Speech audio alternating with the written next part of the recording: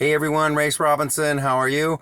Hope you had an epic end of the year. It's the beginning of 2020. It's got me thinking about the real estate market, right? 2019 is going to go down as an epic year in any way that you could measure it, in interest rates and market activity, sales, all that kind of stuff. Really, the question at this point is not 2019, it's 2020 and on. What are things looking like there? So I do a lot of reading. I'm involved. I'm a real active real estate investor. I spend a lot of time myself trying to figure out the market and all those things. So I want to give you my take and what I've learned and discovered on what the market's going to do, really 2020 and really over the next few years, at least what some of the experts are saying, and then my opinion as well. So give me a second to go inside and I'll talk to you guys soon. Okay, so thanks for hanging out. So if you haven't subscribed to my channel, please do that. I bring you simple, straightforward, easy to understand mortgage advice that's current and exactly what you need to know, not only for getting a mortgage, but for buying a house as well. And 2020 is shaping up to be a very interesting year. We're coming off of a record year. All kinds of people predicting all kinds of things for 2020 and on. And we're in an election cycle. So it's definitely a lot to talk about. A lot of people saying all kinds of different things. And why is everybody debating on TV and YouTube and all this about when there's going to be a recession or if there's going to be a recession? And here's why, because here's the secret. Ready? There's going to be one. I know there's going to be one because there's always one. Right now, we're 10 years from the last market slowdown at the end of June of 2009 to now. And there's never been a market, gold, real estate, mortgage, stock, whatever market that's not cyclical. And that means at some point, the market is going to change. And we have been on a 10-year tear in every single way that you can measure.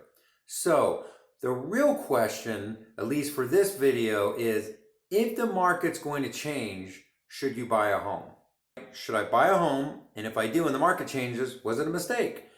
And the first thing is, if anybody tells you they can tell you 100% what's going to happen, then run for the hills, because they don't.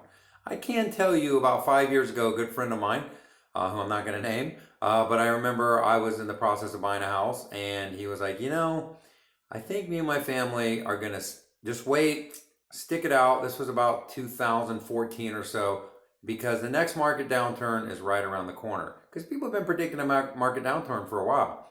And in hindsight, boy, was that a mistake. So one, you don't really know, I don't really know exactly when something's going to change. The other part of that is, let's say that this friend of mine that waited 5 years, the market change may just be a market slowdown, which is what everyone's predicting, the National Association of Realtors, the Mortgage Brokers Association, which just means instead of having this much appreciation, we may have this much appreciation, meaning a much flatter market, meaning there really wasn't a reason to wait. And if you look at buying a house the correct way, in my opinion, a house is not an investment in the sense of, a lot of people think investment, I'm going to buy a stock here and sell it here. But with a house, it's not really that way. That's not the way to look at it. If you buy a house now, in 3 or 4 years you sell it, in a lot of markets that people would consider normal, really that doesn't make sense, because you have commissions and closing costs when you buy, when you sell. Real estate wealth is made in the long term, and it is where most of the wealth for many, many Americans in the United States is made in long-term real estate ownership. And that's where the magic is. So the question is, should you buy a home? The answer is, as soon as you qualify and you're ready to buy a home and it makes sense, you should definitely do it. Because what you're really doing is taking the rent here that you're paying every month and you're just moving it over here to buying a home. And buying a home, you get appreciation, you get the benefit of paying the mortgage down, and at some point owning the home or selling that home and using that money to maybe move up or buy a different home. Or what I like to do, and see young people do, is move from the house to another house and keep that house as an investment property. That's the real magic of real estate, not playing the market up or down. Even if you take the worst case scenario, I had a friend of mine who I met through the mortgage business. I owned a mortgage company for close to 18 years, and he bought 8 properties between 2005 and 2008. And he did not sell any of those properties during the market slowdown that we had in 2008 and 9. So flash forward to 2019, he's got 8 houses that someone else paid all the equity for them. They're worth a ton of money. And the cool thing with real estate, even as an investor, when you buy a stock and it goes down to here, you've lost whatever that's went down. On real estate, if you look through the history, it's always went up. It's just a matter of the cycle, right? The rent gets thrown off the property, or the return that gets thrown off the property, called rent if it's an investment property, is the same regardless of what's going on with the property. And that's the beauty of investing in real estate. That's why so many wealthy people invest in real estate, because in the long term, values go up, and in the short term, the rental also goes up, but it doesn't fluctuate the way that the property values do. So that makes it one of the best investments out there. So should you buy a home? Yes. If you're going to rent and you qualify to buy a home now, you should take that rental income and move it towards home ownership. It doesn't matter what the market does.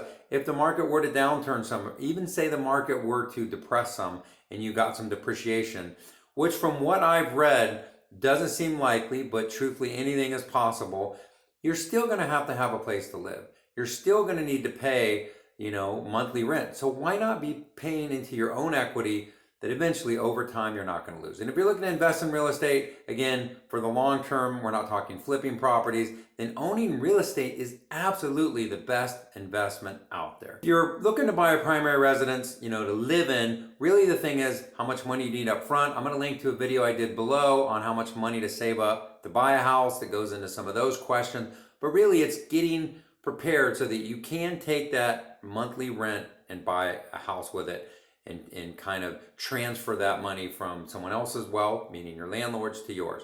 And if you're looking to invest, keep in mind, if the market does slow down, and again, I think at some point you're going to see more houses. You can walk around any neighborhood right now, there's almost no inventory in the market, meaning there's very few houses on the market compared to the demand. Eventually that will switch around and there may be some more houses, but usually rents go up as the market changes. So again, when's the best time to be getting the best return on your money? Now versus later. So if you have any questions on buying an investment property, qualifying for a mortgage, you can watch some of my videos. The easiest thing to do is just call me direct.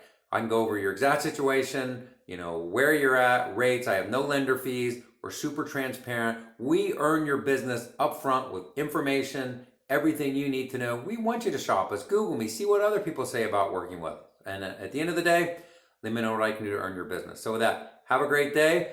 Have a great 2020. And I'll talk to you soon. Bye-bye.